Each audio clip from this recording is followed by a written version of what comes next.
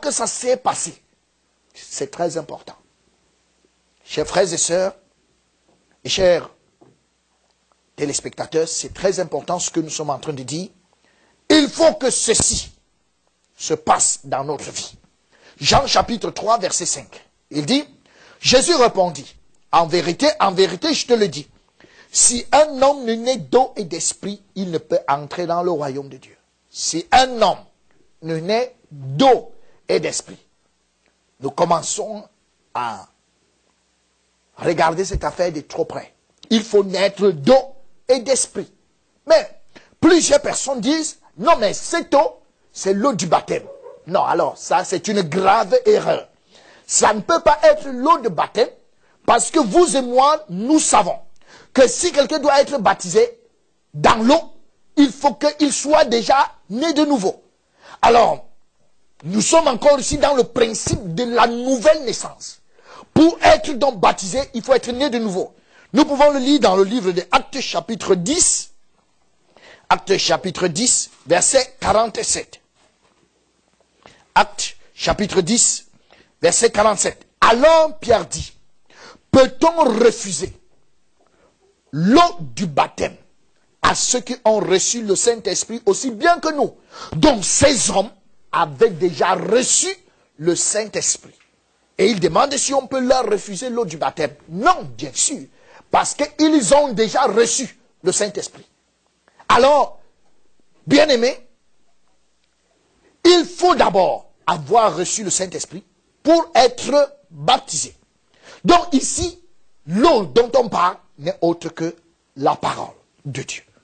Alors, Jean chapitre 3, verset 7, la Bible nous dit, ne t'étonne pas que je t'ai dit, il faut que vous naissiez de nouveau. Vraiment, nous ne sommes pas en train de parler d'une église que l'on fréquente. Tout ce dont j'insiste en ce moment, c'est de savoir, est-ce que vous êtes né de nouveau? On n'a pas demandé quel titre tu portes. On n'a pas demandé quelles sont tes activités. La seule et unique chose qui est demandée, est-ce que tu es né de nouveau? Et là, Jean 3, chapitre 4, la Bible nous dit, Nicodème lui dit, comment un homme peut-il naître quand il est vieux? Peut-il rentrer dans le sein de sa mère et naître? Nicodème était un docteur de la loi. Il n'était pas dans un péché. Et en plus, il est venu voir Jésus de nuit. Mais ça n'a pas empêché. Il a dit à Jésus certainement, en tant qu'un grand pharisien, il a dit à Jésus, ben écoute, bon, moi-même je suis un pharisien, je connais quand même la parole de Dieu. Bon, c'est entre nous les grands. Il est sans doute venu lui dire, bon écoute, tu es un véritable docteur venu de Dieu, parce que si tu ne venais pas de Dieu, tu ne pouvais pas faire tous ces miracles. En fait, il s'attendait que Jésus également lui réponde, ah non, toi aussi tu n'es pas n'importe qui. Vous savez, les grands c'est comme ça, quand un grand rencontre un autre grand, ils se jettent chacun les fleurs. Mais ici, Jésus a été clair. Nicodème, même comme tu es docteur de la loi, même comme tu n'es pas dans un péché, même comme tu es venu me voir dans la nuit, permets-moi de te dire que si tu ne nais pas de nouveau, tu ne peux pas entrer dans le royaume. Et même par ce que tu dis, la manière dont tu m'appelles, c'est même ça encore la preuve que tu n'es pas né de nouveau. Alors, Matthieu 16, verset 26. Et que servirait-il à un homme de gagner tout le monde s'il perdait son âme? Ou que donnerait un homme en échange de son âme? Bien-aimé, est-ce que tu es né de nouveau? Si tu n'es pas né de nouveau, à quoi te servirait-il de vivre si à la fin tu vas aller en enfer? Ça te sert à quoi? D'avoir beaucoup d'argent, une belle femme et des beaux enfants, alors que toi-même, ta femme et les enfants, vous êtes en train d'aller en enfer. À quoi servirait-il à un homme, fût-il pasteur, apôtre, fondateur de je ne sais pas quoi, avoir une grande église de milliers et de milliers, alors que tu n'es pas né de nouveau? Ça veut dire que si tu meurs, tu vas en enfer avec tout cela que tu conduis. Ça te servirait à quoi de te laver chaque dimanche et prendre 3 heures de temps, aller à l'église, t'asseoir, écouter, donner ton argent, chanter, danser, et après aller en enfer? Ça te sert à quoi d'être engagé dans une religion quelconque alors que ton âme est perdue?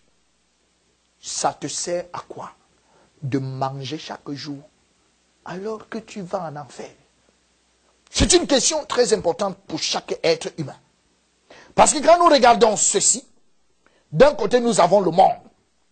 Les gens recherchent l'argent, une bonne famille, la gloire, les églises et tout. Mais de l'autre côté, nous avons ton âme. Au point de vue de Dieu, ton âme pèse plus que tout ce qu'il y a dans le monde entier. Alors, qu'en est-il de ton âme? Qu'est-ce que tu penses de ton âme?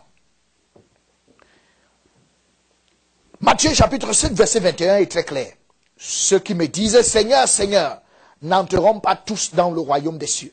Mais celui-là seul qui fait la volonté de mon Père qui est dans les cieux. Permettez-moi de vous dire, le diable aime toujours parler en gros. Donc, le diable aime dire aux gens, écoutez, nous sommes tous des chrétiens. Hein? Moi j'aime aller partout où on parle de Dieu. Ah, mais Dieu ne parle pas comme ça. Quand Dieu parle, il fait la précision et il fait la séparation. Il dit, ce n'est pas ceux qui me disent Seigneur, Seigneur, qui entreront tous dans mon royaume. Mais c'est celui-là seul qui fait la volonté de mon Père qui est dans les cieux. Alors, la volonté. Ce n'est pas